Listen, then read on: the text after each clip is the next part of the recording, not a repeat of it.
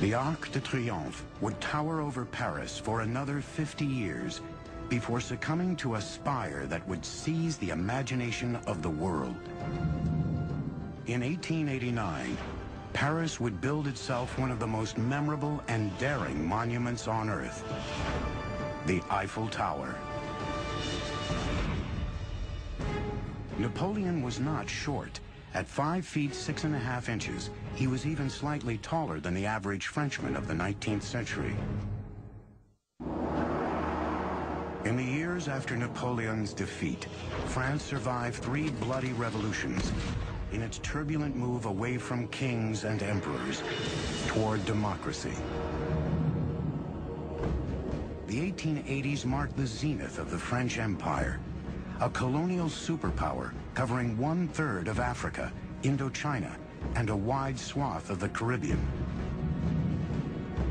The International Exhibition of Paris of 1889 was designed to celebrate the centennial of the Revolution and establish a new era of power and glory for France. The French government chose a grand centerpiece for the expo, an epic 1,000-foot tower, a bold symbol of optimism and self-confidence. The Minister of Commerce, Edouard Lacroix, saw it as a symbol of progress, where he said humanity gravitates endlessly upward. A design competition considered 100 proposals, including one from the engineering firm of Gustave Eiffel. Since the 1830s, engineers had been trying to build such a tower without success. Eiffel's international reputation as a superb builder of enormous bridges and megastructures, and his elegant design for the tower, made him the easy winner. But Eiffel's tower didn't please everyone. As soon as his design plans were made public, there was an enormous outcry from Parisian artists and intellectuals. It was claimed that it was ugly, it was industrial, it was useless. It was a travesty to the Parisian landscape, which contained all sorts of wonderful classical structures.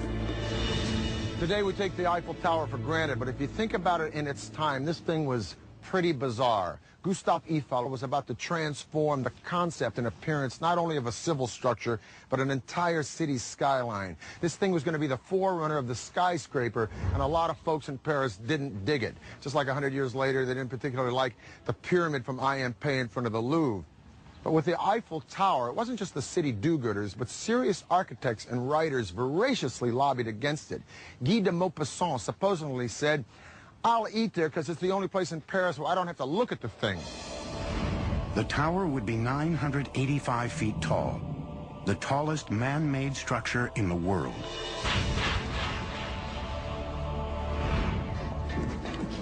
In January 1887, Eiffel broke ground at the Champ de Mars on the left bank of the Seine and hit his first problem. Soil samples for the site of the 2 piers along the river were wet and soft, a serious obstacle for a 7,000-ton tower. Eiffel's solution? An innovative approach to anchoring his massive tower.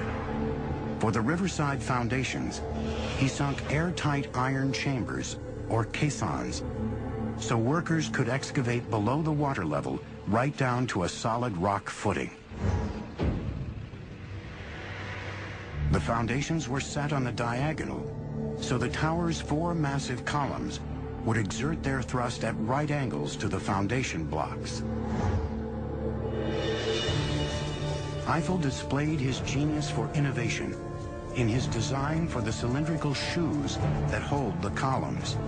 In each, he placed a hydraulic piston so he could align the columns precisely once they were erected. Eiffel now faced the single greatest challenge of all: wind. His solution would chart the course for all future skyscraper technology. The biggest names of 20th century architecture would all follow in his footsteps. Eiffel was a leading authority in the aerodynamics of high frames, but even he was building into the unknown. Eiffel utilized a series of lattice-trussed piers, precisely calculated with incurving edges to mitigate the effects of wind. He designed the tower so that it would never sway more than 4 to 5 inches in the strongest wind.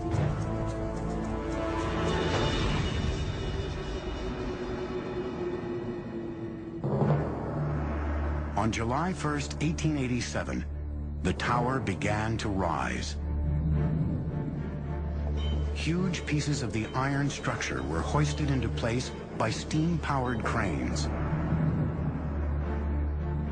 2/3 of their rivets were inserted in the shops to allow quick assembly on the site. Now, one of the ways in which Eiffel did things rapidly was to prefabricate parts. He was a master at organizing his projects. Eiffel's streamlined construction paid off. In contrast to the decades it took to construct earlier large monuments, or nearly 2 centuries to build Notre Dame, Eiffel's tower was completed in only 22 months, with just 300 iron workers. When it was completed in 1889, Gustave Eiffel's masterpiece replaced the Great Pyramid of Giza in Egypt as the tallest structure in the world, a record it retained until 1930, when it was surpassed by New York City's Chrysler Building. What's wonderful about the Eiffel Tower is that it so horrified the French for the first few years after it was built.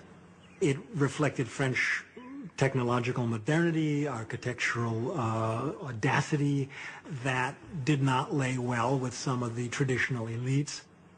And today, it's now regarded as simply beautiful. On June the 21st, 1889, the Eiffel Tower was open to the world.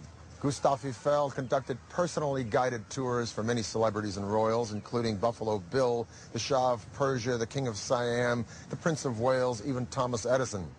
Young women bought dresses called Eiffel climbers. The tower was the hit of the exposition, attracting almost 2 million people.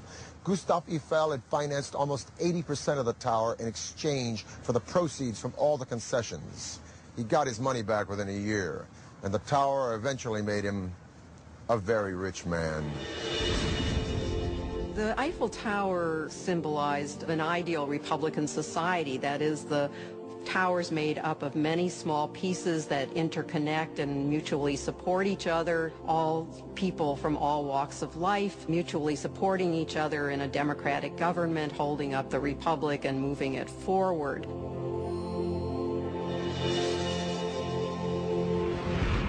In spite of the cranky cab drivers of Paris, I love this town and I love France.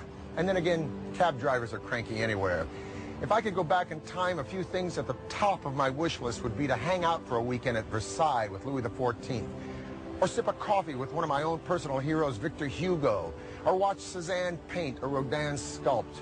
As it is, I'm quite content to take my coffee looking up at Notre Dame, or staring at the stained glass of Chartres Cathedral, or gazing up at the Eiffel Tower and wondering how in the heck did they get only 11 pounds per square inch at the greatest points of stress on that thing. The grace and the style and the sophistication of the French have persisted from Charlemagne right into the 21st century. How do they do it? Well, some say it's arrogance. Personally, I think it's confidence. Vive la France. For the History Channel, I'm Peter Weller.